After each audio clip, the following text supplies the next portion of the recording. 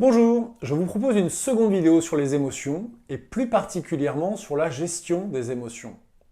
Vous vous demandez peut-être pourquoi vos émotions viennent vous gêner, voire peut-être vous avez le sentiment qu'elles vous trahissent. Vous vous demandez que faire de ces émotions qui vous envahissent, surtout au mauvais moment, ou bien encore comment vous pouvez changer votre comportement émotionnel. Bref, vous vous demandez comment travailler la gestion des émotions.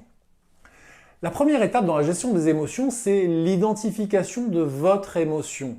Alors, dire qu'il faut identifier l'émotion peut paraître simple, mais déjà, à ce stade-là, c'est une difficulté pour beaucoup d'entre nous.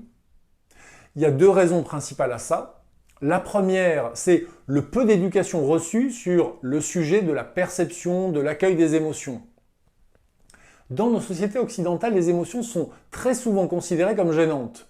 N'aie pas peur, ne pleure pas, ne sois pas triste, autant d'injonctions répétées dans l'enfance et qui ont construit nos schémas émotionnels. Inconsciemment, le message, vous l'avez bien reçu, bien intégré, tu dois supprimer ces émotions. Et la conséquence, c'est l'émotion raquette. L'émotion raquette, c'est une émotion qui vient prendre la place d'une autre émotion.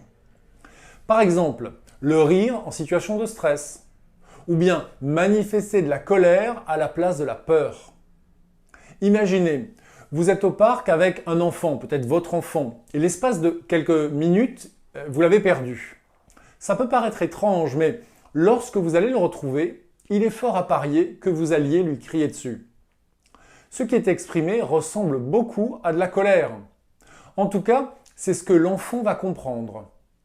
Pourtant, votre véritable émotion, à ce moment-là, c'est probablement de la peur. La peur d'avoir perdu pendant quelques instants l'enfant.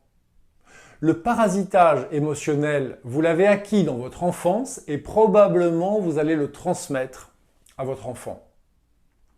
La seconde raison à la difficulté d'identifier les émotions, et qui découle de la première, c'est le langage. Une faible éducation sur les émotions, ça induit un langage pauvre sur le sujet.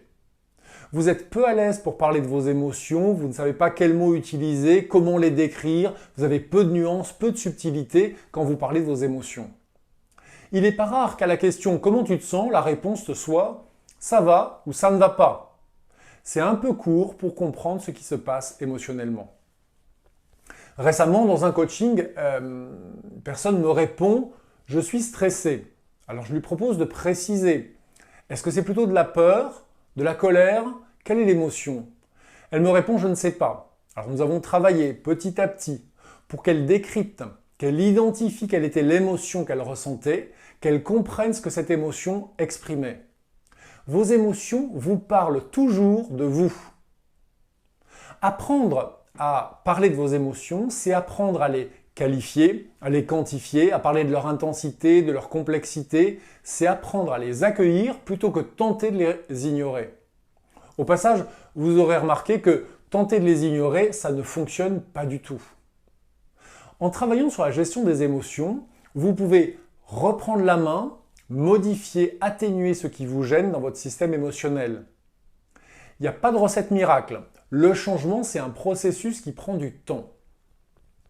Une meilleure gestion des émotions vous conduira évidemment à une plus grande facilité dans l'identification de vos émotions, mais également des émotions des autres et donc améliorera vos relations.